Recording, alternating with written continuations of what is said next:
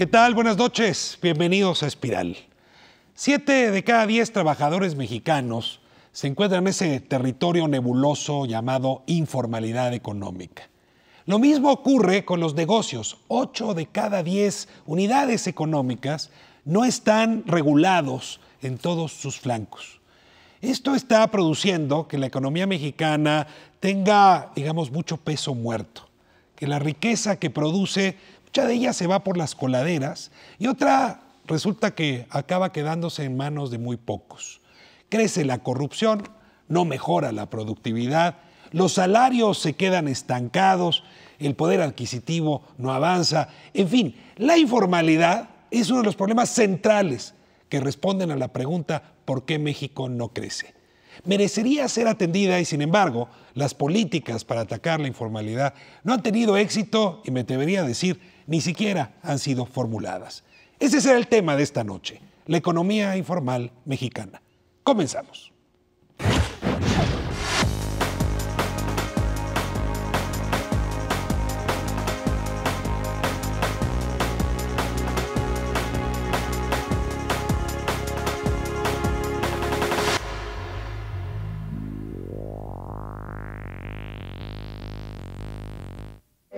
Yo llevo vendiendo aquí alrededor de 10 años. Yo estudié mercadotecnia, estudié en la Universidad de Londres y tengo igual estudié en el CETIS, tengo una carrera técnico. Durante la crisis que hubo 2009, 2010, hubo un gran paso de gente de la población que estaba laborando en el sector formal al sector informal. Pues la puerta fácil en el caso de México es irse a la economía informal con todas las consecuencias que esto tiene, que es un menor ingreso y menores condiciones de vida, falta de seguridad social y la dificultad de volver a regresar al trabajo formal. Yo lo decidí de acuerdo a mi economía. Yo no tenía tanto tiempo como para andar buscando un trabajo. De hecho, he trabajado en oficina. No me convenció tanto el trabajar en la oficina porque era un sueldo menor, eran más horas, era estar a las órdenes de alguien y a mí me convenció más estar aquí. Hoy en día hablar de 13,5 millones de personas que están en la economía informal es hablar de un capital humano que está generando una pérdida de desarrollo. La economía informal se convierte en este colchón que recibe a los que caen de la economía formal, pero que tienen que buscar una ocupación. Pero al buscar esa ocupación, no necesariamente ocurre para el cual esa persona fue preparada. Baja la capacidad productiva de este talento que tenemos las personas para producir valor. Es bueno de acuerdo al desempleo, ¿no? Porque aquí tú te creas tu fuente de empleo y puedes emplear también a varias personas. Tiene ventajas y desventajas. Aquí, por ejemplo, no tenemos seguro social, cosa que en un empleo formal lo tienes. Aquí tú decides cuándo descansas, algo que en otro lugar no es así. Y aquí pues yo controlo mi crecimiento, yo llego hasta donde yo quiero. La economía informal baja la productividad, bajan los salarios, no voy a cotizar para un fondo de pensiones, no voy a tener seguridad social, no voy a tener un patrón que dé una cuota para mi fondo de vivienda. La economía informal desafortunadamente produce, pero produce menos valor. A la larga, el estar en el sector formal les puede dar un potencial mucho mayor. Los empleadores tengan interés en capacitar a esa persona porque saben que tiene un contrato permanente. Eso acumula capacidades para el empleado y pues seguramente le permitirá una carrera más desarrollada, tendrá acceso a crédito y a una vivienda más digna, etcétera. Entonces son una serie de factores que ojalá pudieran ser compartidos por todos los mexicanos. No sé, no te podría decir si es mejor o peor. Es bajo la lupa de quien lo mire.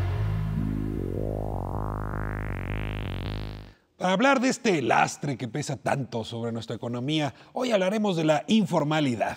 Tema difícil de definir, todavía más difícil de entender sus causas y sobre todo de aportar soluciones para resolverlo. Tenemos especialistas de primer orden que nos van a ayudar justamente a descifrar esta temática. Les doy la bienvenida. Y bueno, como es tradición en Espiral, les voy a pedir que sean ustedes mismos quienes se presenten. Luis Fonserrada, usted ya es viejo conocido en este programa y le doy la bienvenida. Gracias, Ricardo. Buenas noches. Mi nombre es Luis Fonserrada, soy el director general del Centro de Estudios Económicos del Sector Privado. Un especial interés por el fenómeno de la informalidad tiene que ver con el dinamismo, la fuerza del mercado interno, tiene que ver con el crecer y tiene que ver con explicar también una muy baja productividad en un amplio sector de nuestra economía.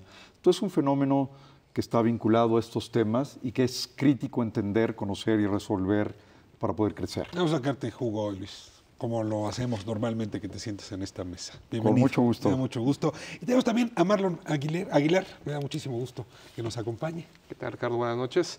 Pues sí, soy Marlon Aguilar, asesor del secretario de Economía y representante de la Secretaría de Economía en este grupo de trabajo especializado en el análisis de la informalidad en México. ¿Un grupo de trabajo del gobierno? Así es, un grupo de trabajo del gobierno conformado por la Secretaría del Trabajo y Previsión Social, por la Secretaría de Hacienda, por el INEGI y por el Banco de México.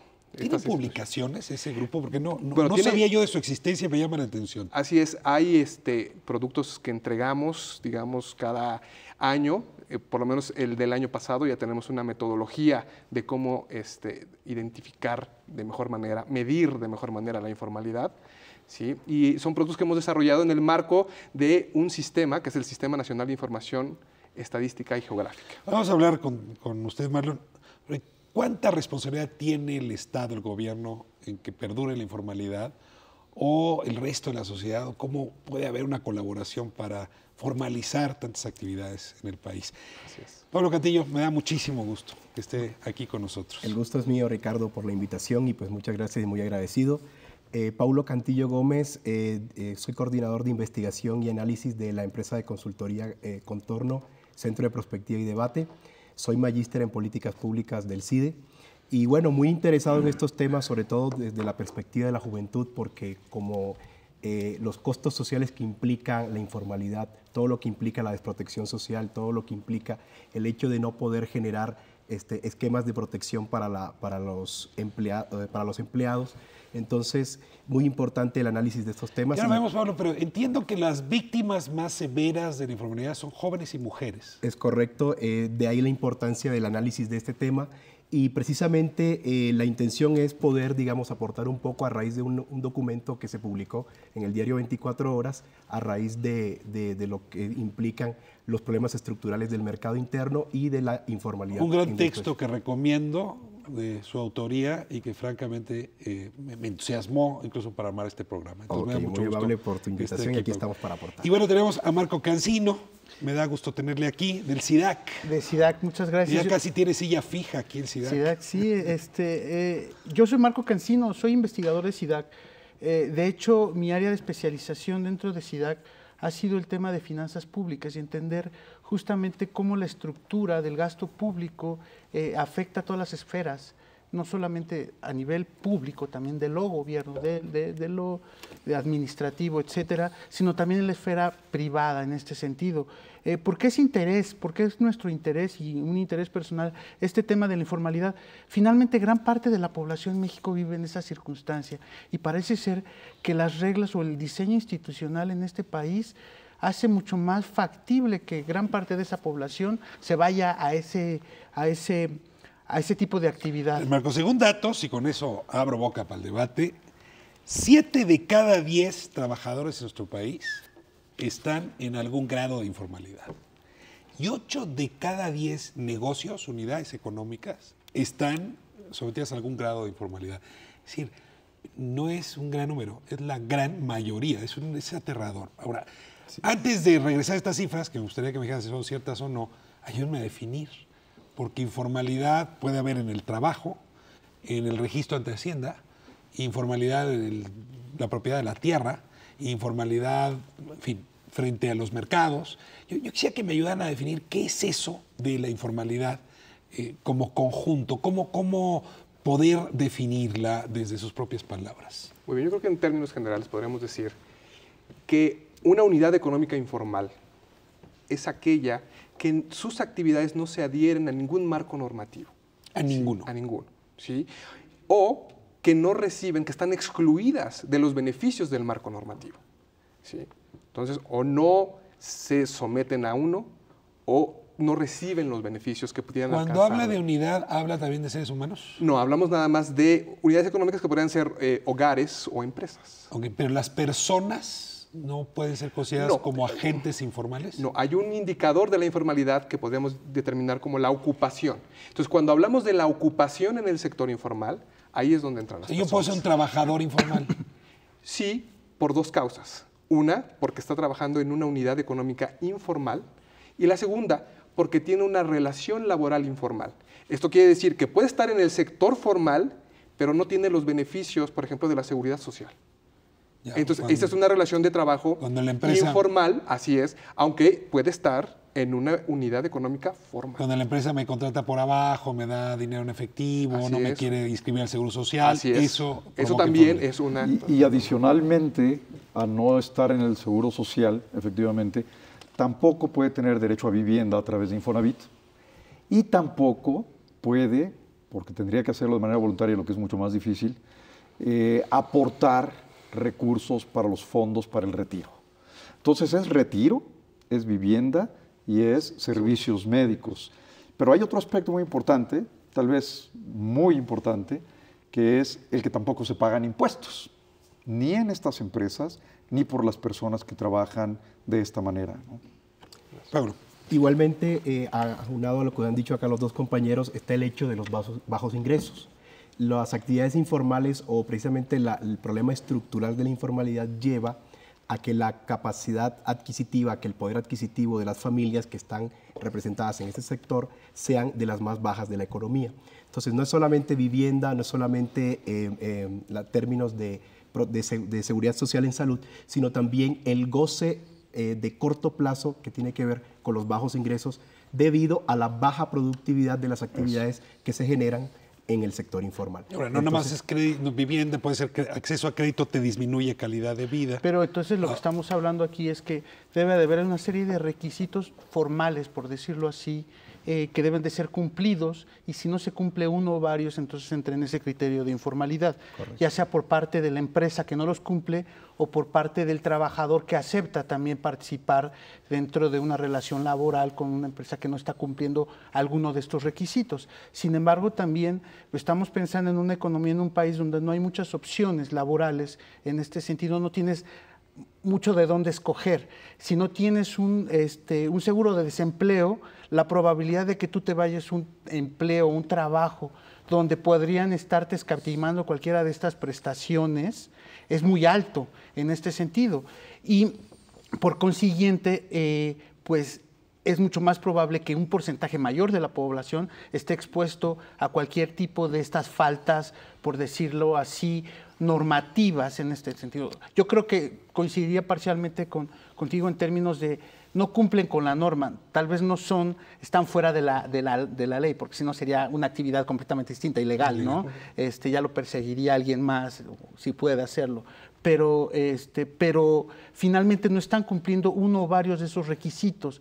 Pero también debemos de entender cuál es la estructura del mercado laboral en este país que hace que no tengan, la gran mayoría, 8 de cada 10 mexicanos, no tengan muchas opciones de aceptar un trabajo por honorarios asimilados a salario, que acepte no tener alguna de las prestaciones, que acepte tener algo debajo del agua y la otra sí de manera formal, o trabaje a través de outsourcing. De hecho, inclusive el propio Congreso... Outsourcing es cuando una empresa tercera, con otra empresa, contrata a los trabajadores para que trabajen en otra empresa. Es decir, para no pagar yo directamente el Seguro Social, subcontrato a una empresa que a su vez contrata a estos trabajadores y que tampoco ahí les pagan. Pero inclusive el propio Congreso de la Unión, la propia Cámara de Diputados tiene funcionarios, tiene trabajadores ahí que funcionan a través de este esquema, los de limpieza y los de seguridad. Entonces, la propia autoridad está provocando, estimulando. Con el tema de la definición, nomás quisiera pedirles a que me ayuden con cierta precisión. Si estoy entendiendo muy bien la ocupación informal, el trabajo informal y cómo se impacta en las familias, en fin, en el patrimonio de uno. Pero dejamos de lado empresas informales, que esa es otra dinámica distinta. Es empresas que no pagan impuestos, empresas que son las que producen este esquema de contratación, subcontratación. Y déjenme hacerle la pregunta desde la siguiente óptica. En la Edad Media, todas las unidades productivas eran informales. En el siglo XIX, en el mundo, todas eran informales. Es más, es probable que la formalidad del mundo haya empezado como a mediados del siglo pasado. Entonces, ahí me gustaría que me ayudan a entender cómo los estados fueron formalizando las empresas y desde esa lógica, ¿por qué México se retrasó en su capacidad de formalizarlas? Cuando tú pones una empresa como microempresario, una consultoría, tengo también una oficina así, lo primero que tienes que hacer es ir al registro público de la propiedad, ir con un notario a dar de alta a esa empresa, constituirla legalmente como persona moral. De ahí empieza todo el proceso para que una unidad productiva comience a ser formal. De ahí empieza toda una serie de requisitos, de trámites, que la autoridad puede decir que son muchos o pocos, que ya son menos o más, y en ese momento es cuando empieza ese camino hacia la formalidad. Okay, entonces tú dirías hay una ruta difícil de formalización en las empresas. Yo creo que la podemos caracterizar con 4 elementos. Uno tiene que ver, justo con lo que se mencionaba, que una empresa tiene separadas, ¿sí?, las figuras del dueño de las figuras de la empresa en sí. Cuando no podemos hacer esa división, cuando yo no puedo hacer la división de este es el ingreso del hogar o del dueño, de la empresa, ¿sí?, estoy viendo una primera etapa de la informalidad. Perdón. Los hombres más ricos de este país no han podido separar sus gastos familiares de sus gastos personales. Es decir, los más ricos. ¿Me estás diciendo que desde la punta de la pirámide hasta abajo hay un problema de informalidad? Ajá, sí, hay una manera de separarlos. Ellos la han hecho, de alguna manera lo han separado. Pero el problema es cuando yo no lo puedo hacer. En el día a día, ¿sí?, mis finanzas personales están revueltas con las finanzas de mi empresa. ¿Sí? Esa es una primera característica de la informalidad. Una segunda que podemos ver es el nivel de operación. Generalmente son empresas con niveles de operación pequeños, no son empresas con niveles de operación elevados. El tercero es que son empresas que usan mucho la mano de obra, intensivas en mano de obra, ¿sí?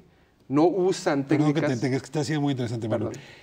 Son pequeñas, pero yo veo mucha empresa maquiladora, que es mediana, y que tiene, de los 2 pies con los que cuentan, tienen 1,5. Claro, una pierna y una rodilla, digamos, en la informalidad. No son chiquitas, ¿no? Incluso veo que más bien es en un sector intermedio donde hay un gran nivel de informalidad. Bueno, lo hay en un tipo de informalidad, por ejemplo, en aquellos que no tienen un registro en la Secretaría de Hacienda y Crédito Público, ¿no? Pero pueden cumplir con algunos requisitos en el municipio, con algunos requisitos de pagos de nómina, con algunos beneficios, ¿sí?, para algunos de los trabajadores. Sí, tienes razón. Entonces las más chiquitas no cubren con ninguno, las del medio cubren con algunos. ¿No?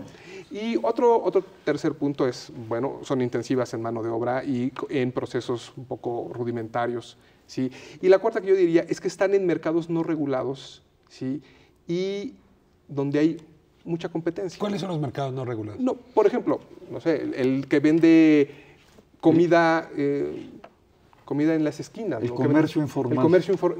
El comercio ambulante. Esos no son mercados regulados. El de las taquerías, ¿sí?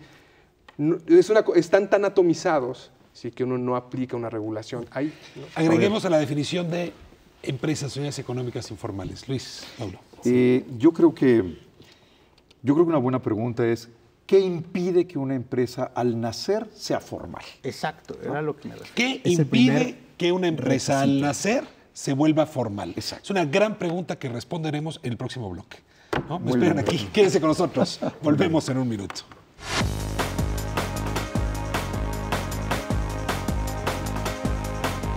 Muchas de las cosas que se venden en los tianguis son más frescas, es más barato, puede uno encontrar de todo, hay gran variedad. Porque es más económico, sobre todo porque yo vengo ahorita a buscar más ropa para mi perro. Fui a buscar un vestidito 75 y aquí cuesta 10 pesos.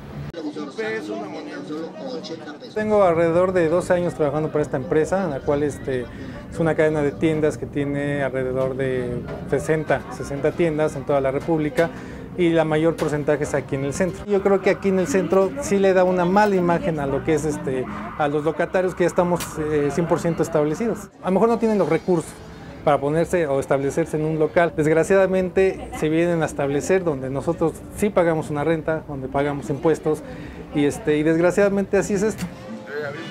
uno de los temas más claros es este tema de la falta de flexibilidad en la ley laboral. ¿Qué es lo que pasa hoy con la ley laboral? Que es una ley que protege demasiado a los que están dentro, pero que evita, por lo tanto, la entrada de quienes están fuera. ¿Y quienes están fuera? Pues los jóvenes y las mujeres fundamentalmente.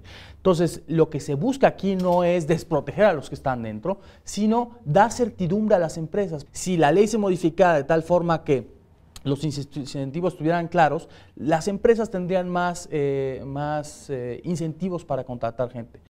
En donde hay más ambulantes se concentra más gente, más clientela. Entonces hay ambulantes, tengo gente, me compran y todo eso. A lo mejor me perjudica en el sentido en cuestión de la mercancía, que si el ambulante tiene el mismo giro que yo, entonces ahí estoy perdiendo yo, porque ellos lo dan más económico, no lo estoy y prácticamente ahí le estoy perdiendo. Me parece que hay que preocuparnos más porque en la economía informal haya una ocupación digna. Es un fenómeno con el que vamos a vivir, pero que haya una ocupación digna y que no abusemos de esa economía informal, como puede ser, por ejemplo, con las domésticas de nuestra casa, que tengan una vida digna, con ese jardinero, con ese plomero. Entonces, no vamos a hacer una política asistencialista de regalar su sostenimiento, sino ocupar a esa economía informal de manera digna. Estamos de vuelta en Espiral hablando de la informalidad en la economía, porque hay muchas formas de informalidad, bueno. para decirlo claramente, pero estamos regresando a tiempo. Te quité la palabra bruscamente. Tú decías, parte del problema es que hay muchas barreras de entrada para que una empresa transite fácilmente hacia la formalidad. Que al nacer una empresa sea formal. Y yo creo que hay varias cosas. Una es el enorme costo de la formalidad en nuestro país. Muy caro volverse formal. Es muy caro volverte formal y iniciar, nacer formal. Primero, efectivamente, como decía Marco, tienes que constituirte. Eso te cuesta un notario, una cantidad de dinero, y luego registrarlo en el registro público de la propiedad. Y luego tienes que ir al Seguro Social, que son colas y complicaciones, y llenar las cosas.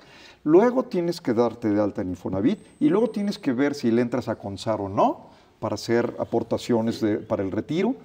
No, muere. Y luego tienes que registrarte, evidentemente, ante Hacienda para poder pagar impuestos.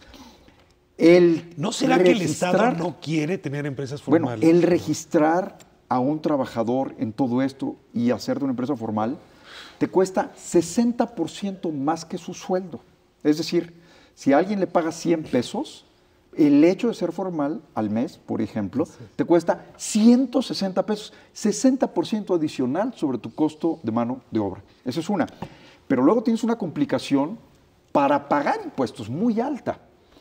Tienes que calcular el ISR, tienes que calcular el IETU, tienes que calcular el IDE, si es que lo tienes que calcular, tienes que pagar el IVA y necesitas verdaderamente, sin duda, contadores y hasta algunos iniciados en esta ciencia extraña que es el pago de impuestos en nuestro país.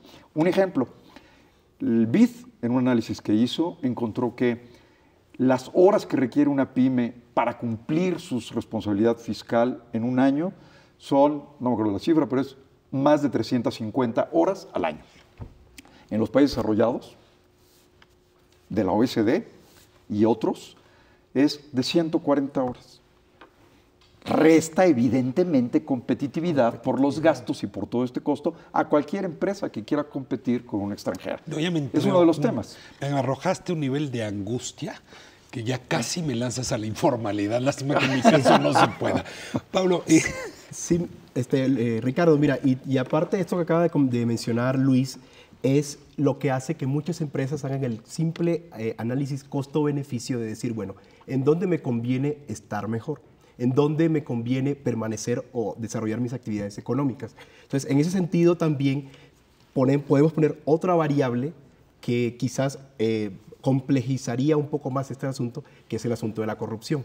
El asunto de por qué, cómo la relación Estado y empresas se lleva a cabo de tal manera que se pagan sobornos o se pagan determinadas cosas para no poder entrar o para poder evidenciar el hecho de que no se entre ha a la insistido formalidad. mucho en que el nivel de corrupción tan alto en México está ligado a la informalidad.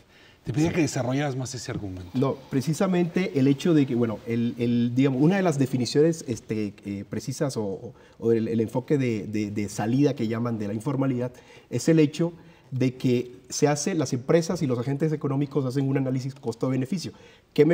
Los beneficios que yo obtengo versus lo que me cuesta determinada acción, para definirlo de una manera muy, muy sencilla. Entonces, al ver todos estos costos que mencionaba ahora Luis con toda claridad, las empresas dicen, bueno, vamos a tratar de evadir impuestos, vamos a tratar de salir de este complejo entramado de pertenecer a la formalidad. Entonces tratamos con la autoridad, de no, digamos, registrar los negocios, de evadir determinados impuestos, con tal de poder desarrollar mejores ganancias en el proceso. En el análisis que hace OCDE, justamente en estudios económicos del OCDE de mayo de 2011, francamente vale la pena verlo. Es un trabajo muy interesante, provocador. En el tema de informalidad, siguiendo la lógica de Pablo, dice, quienes más ganan en una situación de informalidad son los monopolios, porque las empresas inmensas, monopólicas, son las únicas que tienen dinero y interés suficiente para corromper a un funcionario. Correcto. Para corromper un sistema. Y en cambio, quien no tiene dinero y quien está fuera de la competencia, pues francamente no podrá entrar en el mercado formal. De hecho, yo creo que inclusive la informalidad paga de alguna manera un cierto tipo de impuesto. Cierto tipo de impuesto hacia su líder que los organiza en un tianguis, hacia la autoridad que debería de suprimir esa actividad informal, por decirlo así, pero que semana con semana o mes con mes pasa por su cuota. Los guaruras que protegen al empresario. Pasan por su cuota para que puedan funcionar. De hecho, una vez platicando con una persona que es psicóloga, decía, es que realmente los mexicanos llegamos al punto somos sociópatas y somos cínicos en ese sentido, porque en el momento en el que no se cumpla uno de esos requisitos para, por ejemplo, en este caso la formalidad, la autoridad debería de estar ahí señalando y sancionando. Y es muy evidente, si el 80% de la población económicamente activa está en la informalidad, en teoría, ¿qué espera el Estado para sancionarlos? Y no sucede. Pero si estamos en un proceso electoral, esto le puede costar votos al partido que está en el poder en este sentido, porque sería muy poco popular meter, como dicen, al redil a todas las personas que se encuentran en la informalidad. Finalmente, siempre van a estar pagando un impuesto, por decirlo así, oculto, por las cuotas, por los sobornos. ¿Más caro o más barato que si el conjunto de las instituciones fueran formales? Yo creo que sin duda es más barato, a pesar de que sí sea una forma de impuesto, como dice Marco. O sea, contratar al gángster que va a evitar que me roben o que va a ir a golpear al que no me pagó, en lugar de ir a los tribunales. O la mordida, al del municipio. Correcto. Para que me deje estar ahí presente. ¿Eso es más bajo que meterme a la formalidad? Claro, sin duda. No llega al 60% de mis costos, por ejemplo. Y el tema serio aquí es que se crea una competencia muy desleal.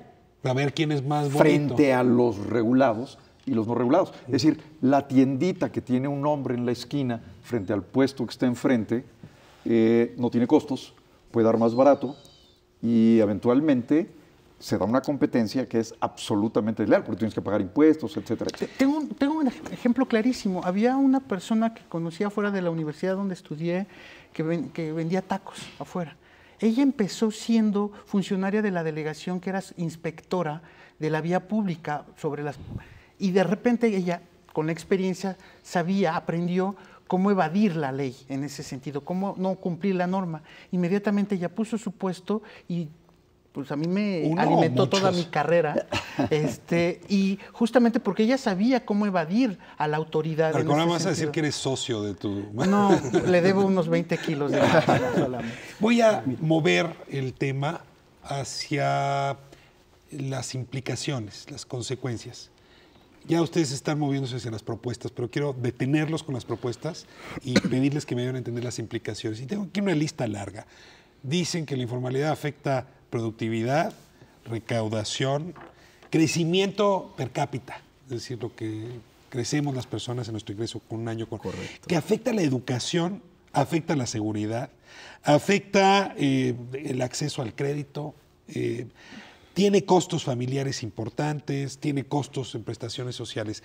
Si esta lista estuviera completa y si no, añádanle, ¿cuáles serían las primeras consecuencias más graves que ustedes considerarían por parte de la informalidad? Pablo. Retomando... Déjame darle la palabra a Mario, Sí, que adelante. se quedó en la ronda anterior. ¿Cómo no? Y te la devuelvo. Bueno, yo creo que un aspecto fundamental en todo el aparato económico es cómo en cada etapa de la producción, ¿sí?, se va uno apropiando de ganancias en productividad, ¿no? Ya sea que la mano de obra sea más productiva, que el capital invertido sea más productivo.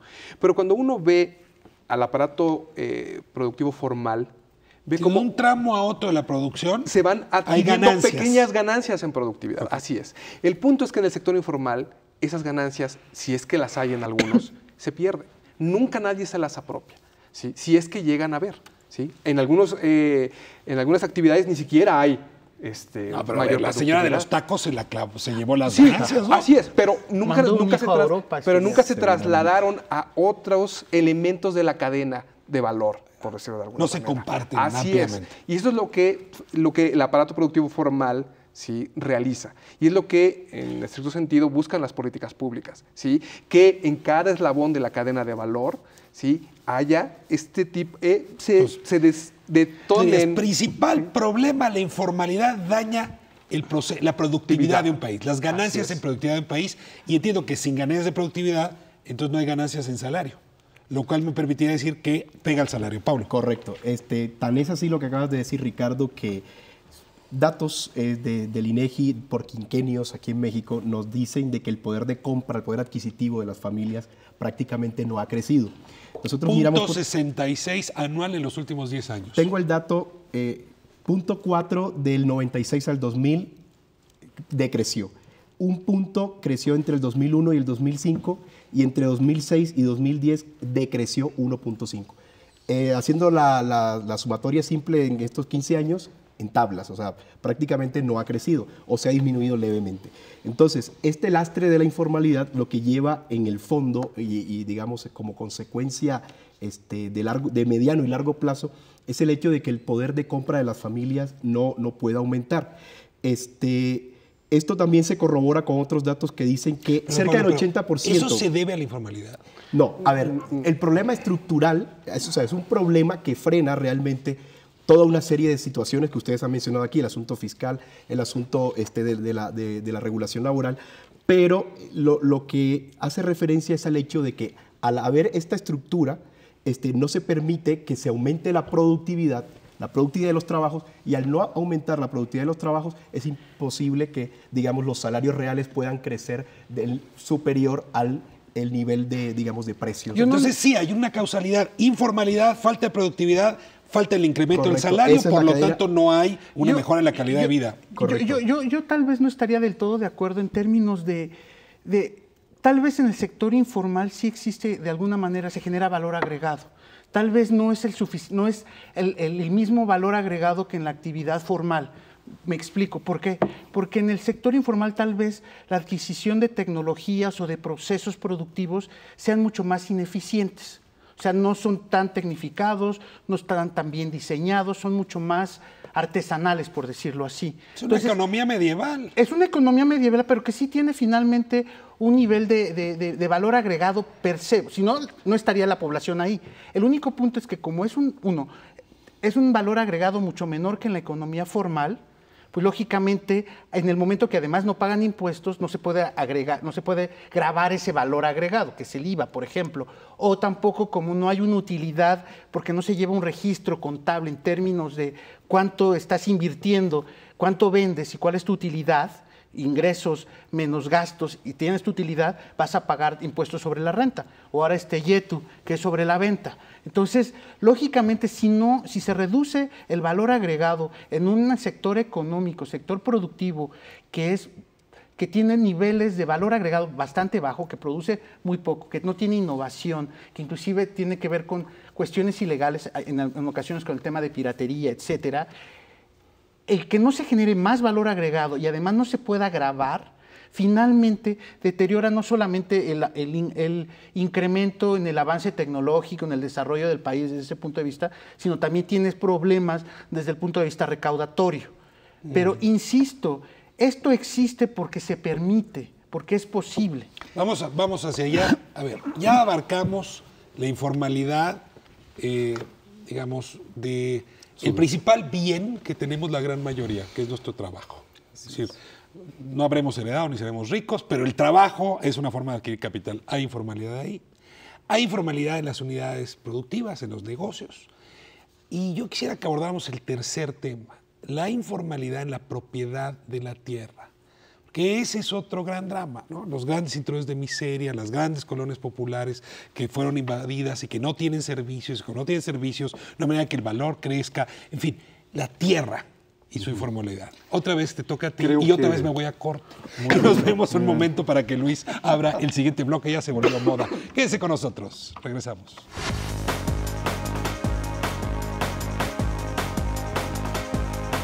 Aquí pues conseguimos todo. Y pues un poco más económico y está cerca de nuestras casas. Que encuentra uno a precios accesibles, que los precios que va uno y encuentra en la tienda de prestigio, por decirlo así. La ropa que traen generalmente es importada, me ha salido de buena calidad y entonces y de bajo precio. Entonces por eso es que a veces vengo a buscarla aquí. Están trabajando muy bien. Yo tengo casi como 24 años vendiendo en la calle y siempre hemos andado rodando de un lado para otro. Bueno, nosotros siempre buscamos dónde trabajar, como te digo. La cuestión es que si nos ubican en las plazas nosotros no vendemos, entonces de hecho siempre nos tenemos que salir a la calle a torearle, a buscar. Entonces las reubicaciones casi nunca han sido buenas para nosotros, porque la gente no entra, a la gente le gusta más comprar en la calle. Si bien muchas veces se piensa, bueno, la informalidad es causada pues, por la falta de desarrollo en el país, etcétera, por la baja productividad. Al mismo tiempo, la informalidad es causa de bajo desarrollo y de baja productividad. ¿Por qué? Porque muchas empresas justamente se esconden a sí mismas del sector público y al esconderse a sí mismas no tienen acceso a crédito, no tienen acceso a títulos de propiedad formal. Todo eso los haría más productivos. Pues mira, estaría fantástico que en lugar de estarle pagando a un líder que viene con 8 o 10 personas a cobrarte la cuota, pues pagar una mensualidad al gobierno, ¿no? Llegar a un acuerdo, generas empleo, pagas impuestos y todos estamos en orden y a gusto. Es una buena solución. Mataron al centro histórico quitando al comercio, era el que le daba vida, lo que le daba el sabor a esto. Es una tradición de años. Para ir cerrando estas puertas y para convertirnos en un país desarrollado, necesariamente necesitaremos pasar por una reducción de la informalidad. De vuelta en Espiral hablando de la informalidad. Luis, la informalidad y la propiedad de la tierra, que es otro de los grandes temas. La informalidad. Bueno, yo creo que tenemos un problema serio en la tenencia de la tierra. Tenemos 2 tipos de registros, 2 tipos de tierra, y por lo tanto no existen derechos de propiedad ni certeza jurídica sobre esto, ¿no? ¿Cuáles son esos 2? El elegido, mal llamado propiedad comunal, porque si es comunal no es propiedad, y en los ejidos tienes una atomización de las extensiones de tierra. Yo he entrevistado a campesinos hace varios años y les preguntaba, ¿cuál es la extensión de su tierra? ¿No? Entonces te decían, 20 hectáreas, 50 hectáreas. No, 2 surcos. 2 surcos. Bueno, ¿qué capital puedes tener para trabajar ahí? ¿No? Ni una yunta. Olvídate de un tractor que requiere 50 hectáreas. 2 surcos muy largos. Pues tampoco me explicaban qué tan largos eran los surcos. Pero aquí tienes un problema. Y no hemos podido determinar, aunque se cambió la ley en los 90s, de cambiar la propiedad a propiedad privada, los ejidos. Y ahí te tengo, Luis, porque buena parte de lo que se ha vendido como propiedad ejidal es justamente alrededor de las ciudades. Esa sí se ha vendido. Y entiendo que buena parte de la irregularidad de los cinturones de miseria alrededor de las ciudades es porque en realidad es propiedad ejidal. Yo le llamaría eficacia selectiva de la autoridad. O sea, realmente donde sí es negocio hacerlo, es rentable hacerlo, se lleva a cabo esos procesos. Y aquí está vinculado claramente a la corrupción, ¿no? Y claramente. Y entonces, todo un monstruo regulatorio, Cicerón decía hace 2000 años, ¿no?, que a mayor regulación, mayor corrupción. Y bueno, es clarísimo. Entonces tienes muy claramente mezclado el problema de derechos de propiedad con la informalidad y con la imposibilidad de mejorar la cantidad de producto que generas. Ahora, sería injusto decir que todo es problema del ejido. Si me paseo por Tijuana, lo que llaman Oaxaca, California, que son colonias y colonias pobladas por oaxaqueños en Tijuana, o me paseo por Saltillo, o me doy una vuelta a Ecatepec, hace mucho que esa no es tierra ejidal y sin embargo no está sometida a un régimen. Todo el paracaidismo. De hecho, hay una consecuencia directa de eso. Justamente también en CIDAC estamos analizando un tema, por ejemplo, del predial, como una fuente de ingresos a nivel local. En la práctica, los gobiernos municipales no tienen realmente la mayoría de ellos capacidad de cobrarlo, técnicamente o políticamente, como sea. Es un municipio, es un impuesto municipal. Es un impuesto municipal, pero que está basado, que es un muy buen impuesto porque grava la riqueza, pero que tiene un problema de origen, que si no se tiene la tenencia de la tierra, si no se es propietario de la tierra, no se puede cobrar predial. Entonces, si no se resuelve la informalidad de la tenencia de la tierra, no se puede pagar predial. No se puede pagar predial. Y no se pueden obtener créditos. Ese es otro aspecto importante, porque una parte fundamental de tener un activo es que yo puedo respaldar con ese activo otro tipo de acciones. Las hipotecas que quizá cada uno de nosotros puede llegar a ocupar. Tengo una casa, la puedo hipotecar, pagar, financiar la educación de mis hijos. Pero ¿qué pasa cuando yo estoy, sí, o cuando lo que yo tengo es como un activo muerto? ¿Sí? Como las casas a lo mejor en todos estos cinturones de miseria.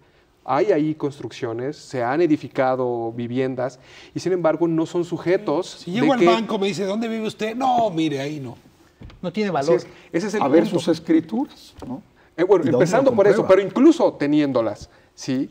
Está el gran reto que tienen que enfrentar, ¿sí?, sectores amplios de la población, de que sus activos, ¿sí?, no sean considerados como muertos por el sistema financiero, sino que encuentren en ellos respaldo para impulsar actividades productivas o gastos como la educación de sus hijos. Registro público de la propiedad sigue siendo un tema. Y nada más, antes de pasar a una de las posibles soluciones en esa dirección, informalidad, propiedad y medio ambiente, Pablo, porque ahí hay otro drama. Sí, hay otro drama, precisamente un problema en términos de innovación y de investigación energética, por decirlo así. México tiene un gran potencial para poder desarrollar energías y para poder... ¿Aparte del petróleo? Desarrollar tecnologías limpias para poder generar energía más eficiente, más económica y que sea más amable con el medio ambiente. Y estas inversiones nos están haciendo ese potencial. México puede ser uno de los países líderes en el mundo en el asunto del cambio climático en este tema. ¿Y por qué no se hace? Por todo lo que ustedes están diciendo. No hay una certeza jurídica, no hay un registro público de propiedad. Los inversionistas no están, digamos, interesados porque no ven una certeza en el cual pueda haberle retorno a mis inversiones. Entonces, digamos, otro efecto colateral de esto es que no podemos desarrollar bien tecnologías limpias por el solo hecho de no tener un registro. Punto final a la depresión. Y les doy 8 minutos para la propuesta. Ya abordamos un diagnóstico amplio, cuáles son sus consecuencias. Sí me gustaría oírlos con calma. Si ustedes estuvieran enfrente al próximo presidente o presidenta, como va la cosa, puede ser uno o el otro, y les dijera, tengo un problema serio de informalidad y ya no puede ser solamente estudio y retórica. Quiero propuestas que en menos de 6 años resuelvan buena parte de la informalidad. Comienzo, Luis.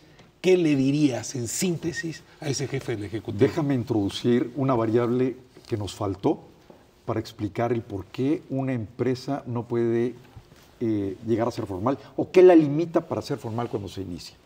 Y es el capital. ¿Qué quiere decir esto? Si vemos la informalidad hoy, 60% probable de la economía es informal. ¿Por qué y cómo la resolvemos? ¿La resolvemos invitándolos a que sean formales? Bueno, si reducimos el costo de la formalidad, a lo mejor es un poco menos difícil ser formales. Pero yo creo que para resolver la informalidad no es una causa del bajo crecimiento, me parece. Yo creo que es un efecto del muy bajo crecimiento. Y lo que requerimos es resolver el por qué no crecemos. Para convertirnos formales, pagar impuestos todos, tener una alta productividad, tener todos acceso a servicios médicos, a ahorro para el retiro, etcétera, se requiere generar riqueza.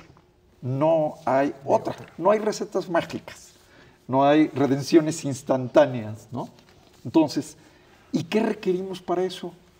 Llevar a cabo la inversión que no hemos tenido en los últimos 30 años. No es sorprendente que sin inversión, sin ese capital, no estemos ni creciendo y tengamos esta informalidad que tenemos. Entonces, mayor inversión mejoraría los niveles de formalidad. ¿Qué sucede? Tenemos una enorme cantidad de mano de obra, tenemos un bono demográfico que es una de las grandes riquezas del país, pero lo que no tenemos es con qué emplearlos. Hay una gran falta de capital. Creo que la solución fundamental, no importa cuántos brincos demos y la definamos y hagamos, se reduce a una variable. Inversión. Inversión. Y lo que hay que ver es cuáles son los determinantes de la inversión para que ésta se dé. Pablo.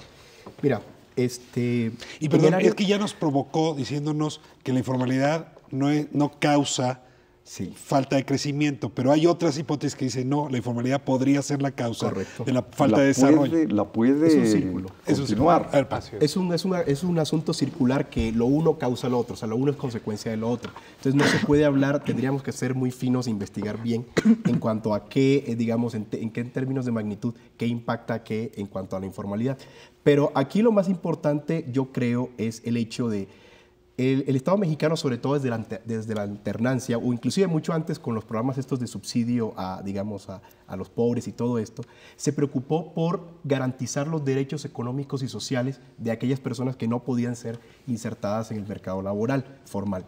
Entonces, estos programas ya a nivel de estas alturas ya del 2012, ya están provocando, digamos, unos incentivos para que se sigan en la informalidad. Estoy pensando, por ejemplo, en el Seguro Popular, estoy pensando, por ejemplo, ahora en una reciente declaración del presidente en cuanto a generar, digamos, créditos de vivienda para informales. Entonces, estos programas que están pensados para garantizar derechos pudieran llegar a ser incentivos perversos para que digamos, ¿Tú los quitarías todos? No, no se trata de quitarlos porque ya finalmente... Santiago Levy con la misma hipótesis. No se trata de quitarlos porque ya generaron o digamos, ya están garantizando unos derechos. Se trata de repensarlos de tal manera que podamos todos pensar en un esquema fiscal, aquí hay que meter finanzas públicas a fuerza, pensar en un esquema fiscal en donde toda la ciudadanía de alguna manera contribuya.